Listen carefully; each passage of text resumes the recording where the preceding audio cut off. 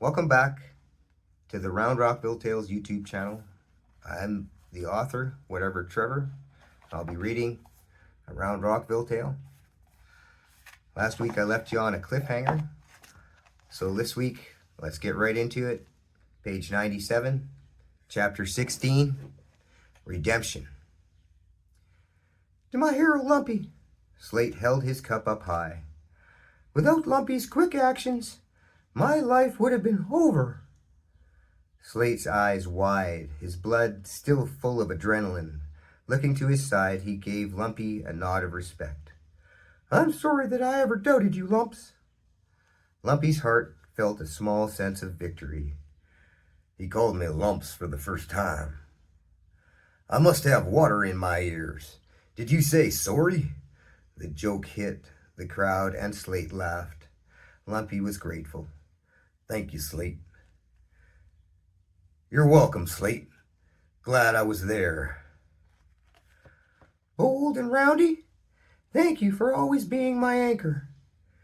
And I thank Bedrock for all of you. I am truly blessed to know each one of you. Thank you for your help, for your friendship. All of you, beautiful diddly rocks, are what makes Roundrockville such a beautiful, blessed place to live. I can't plausibly express my gratitude. Ah, Shag. He's gonna gush.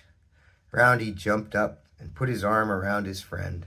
They were both tingling with gratitude. Aye, no problem, buddy. We had nothing better to do today. Besides, you needed a hot bath. The crowd roared with laughter. With a click of their glasses, they toasted. To survival and to Lumpy. Rocks cheered and applauded. The collective relief was palatable. The Emerald Tea Room was magnificent at night. The flickering light of torches and candles provided the ambiance. It wasn't often that the dining room was this full. This evening, all the Roundrockvilles were in attendance.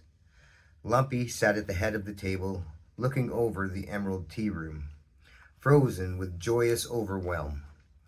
Lumpy was the hero of the day.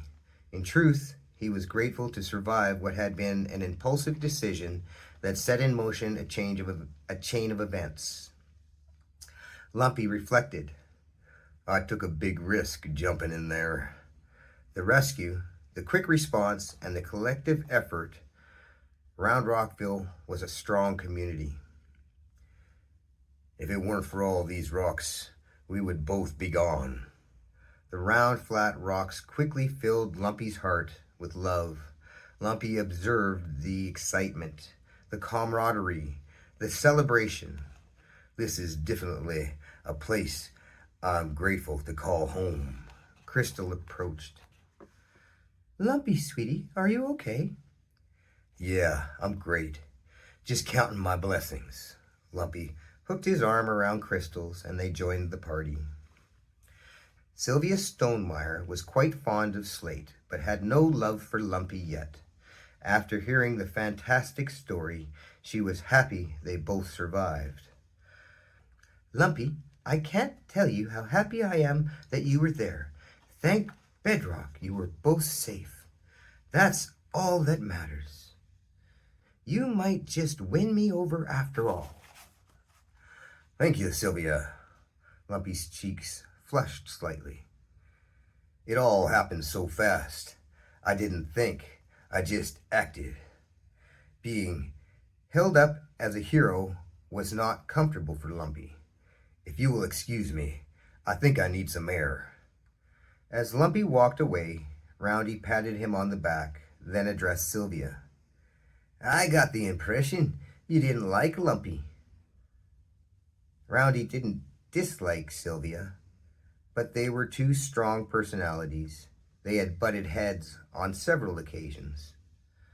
Nonsense. I like everyone.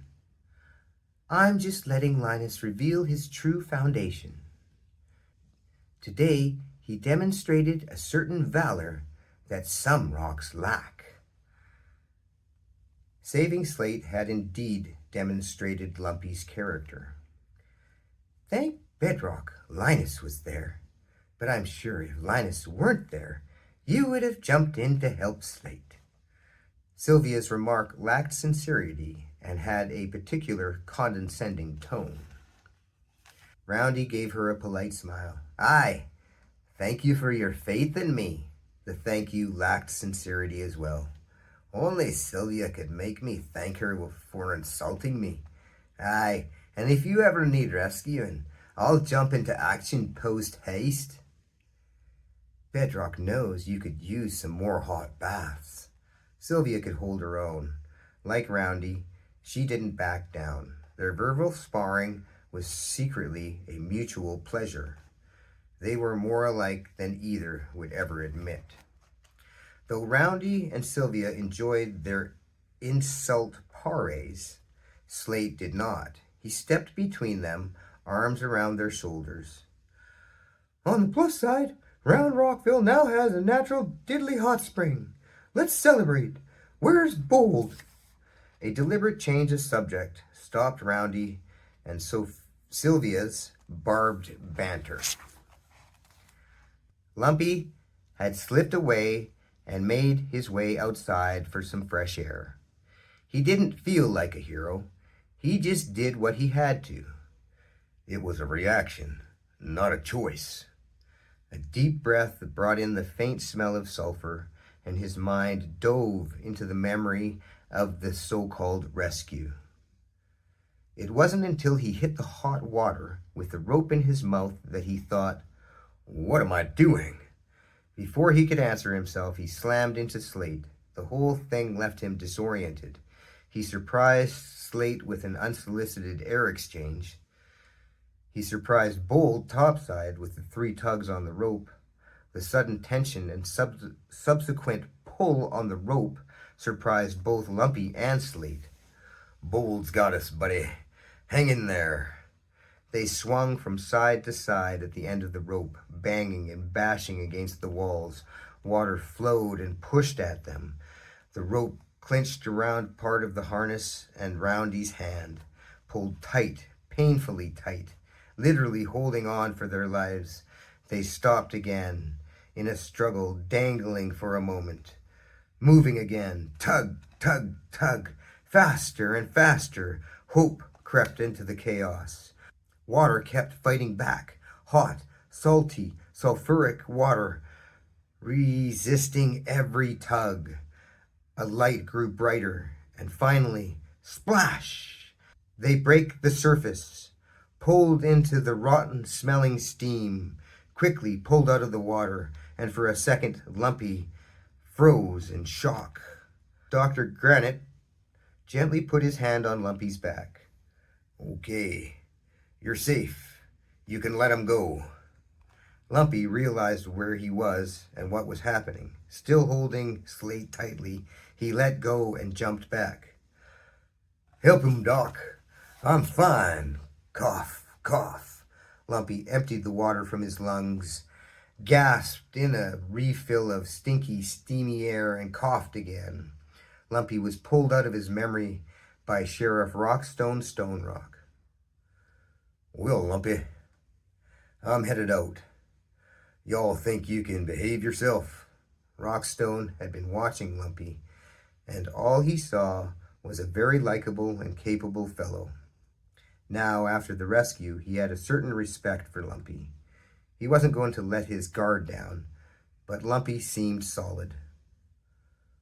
"Sheriff." It took Lumpy a second to process. "Oh yeah, I've had enough excitement for one day." "Will, it was a hell of a thing to see you two come popping out of that hole like a couple of catfish fighting over a piece of bait. Can't say that I had ever been so glad to see Slate's ugly mug." Rockstone gave Lumpy the most charming smile and a firm handshake. "You are a welcome addition to this community, and I thank you for your actions today." Inside the party, Slate was finally starting to calm down. He didn't remember the whole incident, just pieces. Slate sat beside Sylvia, who was talking, but he couldn't listen. Dr. Granite and Mrs. Granite Garnett joined the conversation. The faint smell of antiseptic and the sound of Dr. Grant's voice triggered a cascade of memories, blurred together in a dreamlike state. Slate fell entirely into the traumatic memories. That smell! The earth collapsed. Hot water pummeled him, deafened by the sound of rushing water, and everything went dark. Clinching at the walls, holding on, hit hard. Did Lumpy kiss me? Blackness, holding on, blacking out. Next, Nurse Grace squeezed a breathing mask. The smell of antiseptics was a relief from the sulfur and hot water that filled his sinuses. Come on, Slate. We got you. Just breathe. Dr. Grant's voice was filled with concern and compassion. You're safe. A hand on his shoulder released Slate from his trance. Blinking his eyes and looking around, it took a second to return his mind to the party. The same voice from his memory. Slate. Slate. Breathe. Calm. Focus. Look at me. Dr. Granite looked into Slate's eyes. How are you feeling? Slate brought his focus back to Dr. Granite. I'm fine. Just a memory. Compassion and understanding filled Dr. Granite's voice. Well, that's normal. It's gonna happen. Yeah, thanks, Doc. I'm okay, but I think I've had enough. It's time for me to go lie down. With his adrenaline supply diminished, Slate's fuel tank was running on empty. Dr. Granite wanted to be cautious.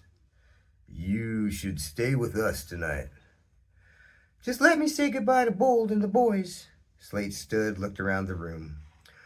Bold sat with Delilah in the back, happy to let Lumpy, Slate, and Roundy have the spotlight. Public attention wasn't his thing. He almost lost one of his best friends today. Thankfully, Lumpy was as solid as he appeared. I'm going to keep riding Linus, but I think he's going to make an excellent addition to my crew. Bold's vision was unfocused, looking off to the distance at his friend. I can't even imagine. Thank Bedrock Slate is safe. Bold spiraled. Just breathe. Quiet mind. Calm nervous system. Open heart. Bold closed his eyes and repeated the mantra. Quiet mind. Relaxed nervous system. And an open heart. Remaining calm during a crisis came naturally to Bold, but in public, around a pile of rocks, that was different. Delilah placed her hand on Bold's. He didn't need to say anything. She knew that Bold puffed up his chest to protect his big, soft heart. Time to go? Bold opened his eyes to Delilah's loving smile. I'm okay. A few more minutes. A disturbance caught his attention. Dude, we don't need the fence. Stoney was uncharacteristically loud. We need the fence for security. Sylvia matched his volume and conviction. There's nothing to be afraid of. Stoney was chill most of the time, but he also had an overdeveloped sense of righteousness and expected everyone to agree with him. We don't know that, Sylvia refuted. We do know that we have been safe inside the fence, Stoney argued. It's not keeping anything out because there's nothing out there, dude. Sir Reginald Roundbottom II intervened. That's enough, you two. Save it for the town meeting tomorrow. Thank you. Have a wonderful day. We'll see you next week.